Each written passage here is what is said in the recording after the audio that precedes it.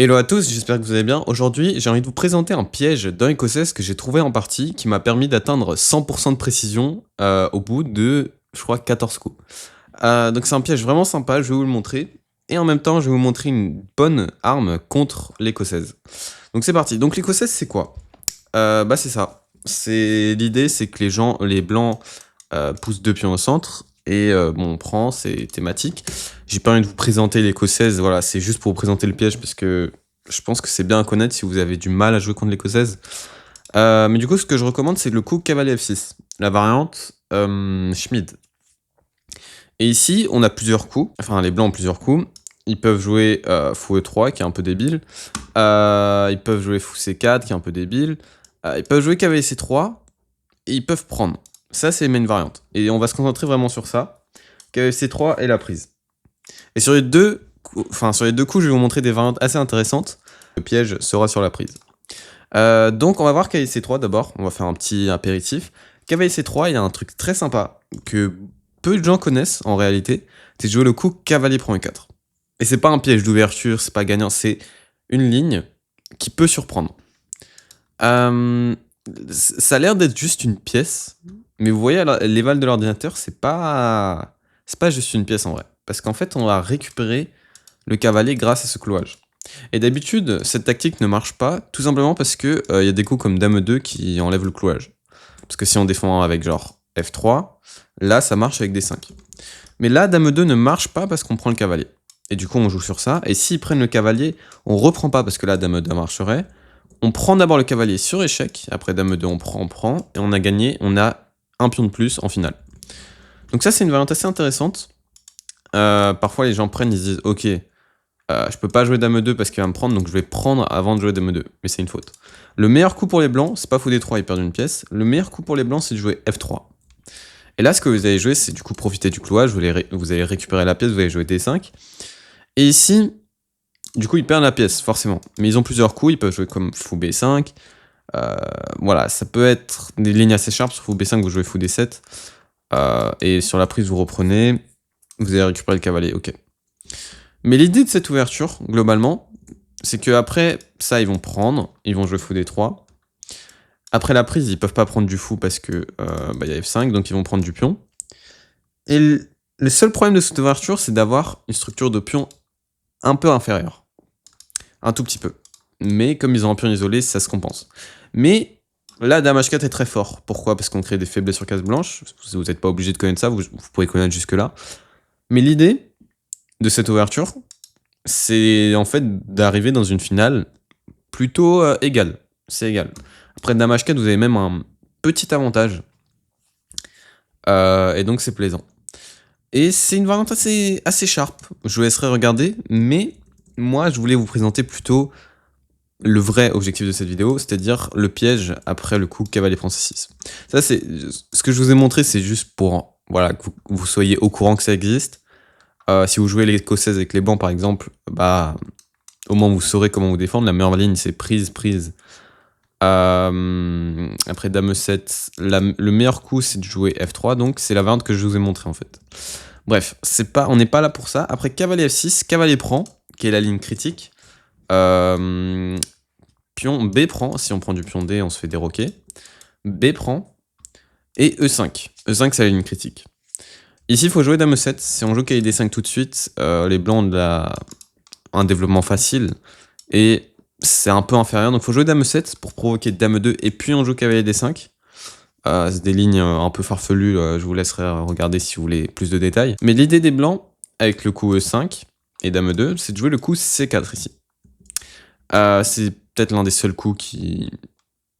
Je connais pas d'autres coups, je vais pas vous mentir, je connais que C4 dans cette position. Et l'idée en fait c'est de mettre le cavalier, enfin de chasser le cavalier du centre, et si par exemple il vient en B6, il est un peu hors sujet, globalement. Et ici t'as les lignes, t'as une ligne critique, enfin t'as une ligne sharp, c'est fou A6, avec l'idée que, ils peuvent pas prendre parce qu'on prend la dame, mais l'idée c'est qu'après des coups comme B3, G6, G3, là, petit roc, pardon, fou B2 d'abord, petit roc, fou G2, parfois on peut jouer tour 8, petit roc, bref. C'est des lignes un peu sharp, et moi je recommande pas, pourquoi? Parce que je trouve que le fou ici, il bloque un petit peu l'avancée du pion A.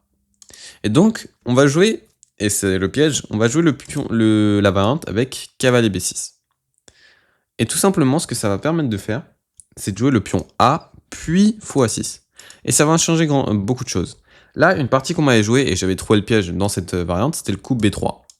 Mon adversaire s'attendait à fou A6, donc il a pré-move B3. Mais c'est un coup assez thématique en vrai, donc ouais, c'est pas, vous allez le rencontrer. Et l'idée de cette ouverture avec cavalier B6, c'est de justifier le fait que vous n'avez pas joué fou A6 en jouant A5. Dès qu'ils jouent B3, vous jouez A5, et même s'ils n'ont pas joué B3, disons qu'ils ont joué G3 par exemple, A5 est un coup. Ici, Dame 6 c'est plus précis, mais A5 est un coup dans cette position. Et après, on joue ça. Et l'idée, c'est que comme les blancs vont défendre C4 avec B3, vous allez pouvoir miner avec le pion A4. Et donc ici, après B3, A4, A5, vous allez jouer A4 avec l'idée prise. Vous avez créé une faiblesse et vous menacez déjà des choses. Dans cette position, mon adversaire, il avait joué le coup G3, et le piège commence dès maintenant. G3, ça commence à devenir une petite imprécision. Pourquoi? Parce qu'après le coup A4, qui justifie tout notre plan, on est très bien ici. Les blancs ne vont jamais prendre, parce que, je sais pas, tour prend A4, C4 est faible, s'il fout G2, on peut déjà prendre le pion. Ou, enfin, c'est dangereux, ils vont jamais prendre. Ils vont pas désolidera... Bon, ok, on va dire, ils vont pas déstructurer leur structure de pion. Donc, ce qu'ils vont faire, c'est plutôt le coup cavalier D2. Avec l'idée, parce que là, on menace quand même, hein, si fou G2, on menace la prise, ils peuvent pas reprendre parce que on gagne la tour. Ils vont jouer le coup cavalier D2 en se disant, ok, on prend, et ok, il a déstructuré ma structure, mais je suis ok. C'est ça l'idée des blancs, hein. Cavalier D2, c'est le coup le plus logique. Là, il y a un coup fou A3 qui est le plus précis. Mais ok, vous jouez Dame 6, vous vous déroquez, mais vous créez du jeu. Mais ok, ce qu'on va voir, c'est cavalier D2, et c'est le piège. Si vous voulez mettre pause et trouver le piège par vous-même, c'est vraiment très sympa. En tout cas, ça commence par la prise. Et c'est assez logique. On ouvre la colonne, et on se dit, ok, là, on pourrait jouer un coup de développement tout simple. Peut-être on pourrait jouer Dame 6. On pourrait jouer... je sais pas, là, on est bien ici, parce que la structure des blancs est mauvaise. Mais il y a une ligne qui force un gain directement. Et cette ligne, tout simplement, c'est le coup Dame B4. Ça semble être un petit peu sus. Les blancs ont 4 coups légaux. 1, 2, 3, 4. Mais on va voir déjà ceux qui marchent pas. Alors, KD2, c'est un peu bizarre. Enfin, on fait du zigzag, on fait quoi là? On joue Dame C3, tout simplement, on attaque la tour, on provoque tour B1, et on joue tour prend A2, on a gagné un pion. Donc ok, cavalier D2 marche pas. Dame D2, ok, est-ce que ça marche? Non, parce que cavalier prend C4. Avec l'idée prise, on prend sur échec, et du coup on a juste gagné un pion, après prise, et on est bien.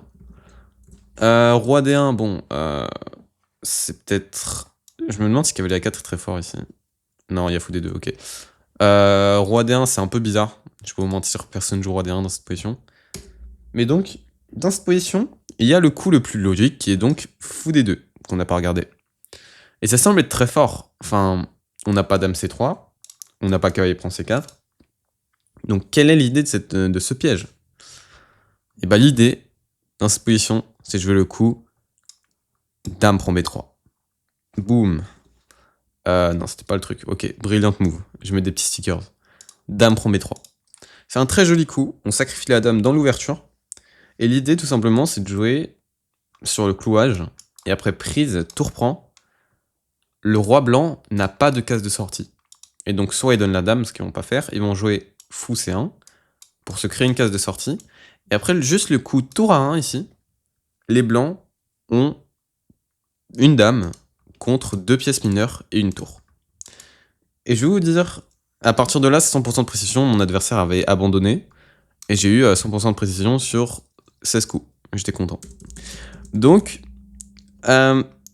l'idée, je vais vous dire un truc. Cette variante, je me dis qu'elle peut être plutôt commune. Je me dis que ça peut arriver souvent parce que, à partir du moment où ils jouent G3 déjà, ils sont dans votre piège. Parce que l'ordi trouve des variantes avec fou A3, etc. Mais ils vont se dire, ok, il attaque, je vais pas prendre, donc je vais défendre le pion. Sauf que c'est une erreur. Donc, Si votre adversaire, si vous jouez cavalier B6 et votre adversaire joue B3, vous allez jouer A5. Et le meilleur coup, ça serait peut-être cavalier C3 ou cavalier D2, je sais pas. Mais s'il joue G3, vous jouerez le piège. Et vous allez avoir 100% de précision si votre adversaire abandonne dans cette position. Bref, c'était juste pour vous montrer ça. Si vous voulez un répertoire sur les Co16, je vous recommande cavalier F6. Et s'ils prennent cavalier F6 prise, et s'ils prennent, je vous recommande la variante avec cavalier B6 plutôt. Mais du coup, voilà. Bref, c'était une vidéo plutôt courte. C'était Nox. Ciao.